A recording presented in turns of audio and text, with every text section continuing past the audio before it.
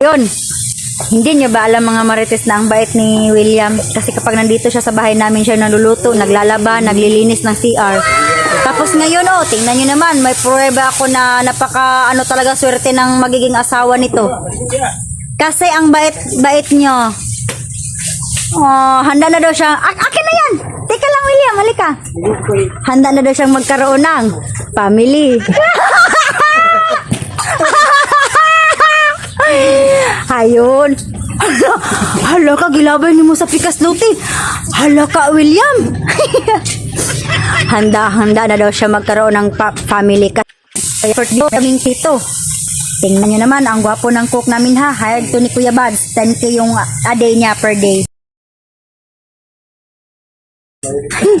So, ayun. Tinakpan niya. Bubukal na ba yan? Bubukal na ba yan, William? Ayun, naglagay siya ng asin. Uy, madami na yun. Tama na yun. Hindi kami mahilig sa maaalat na tao dito. Maaasim lang.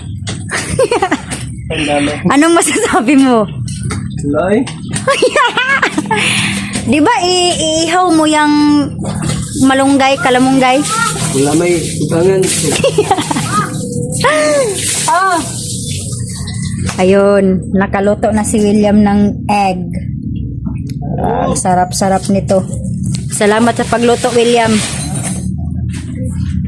Kasi napagod na ako. Ayan. Bye.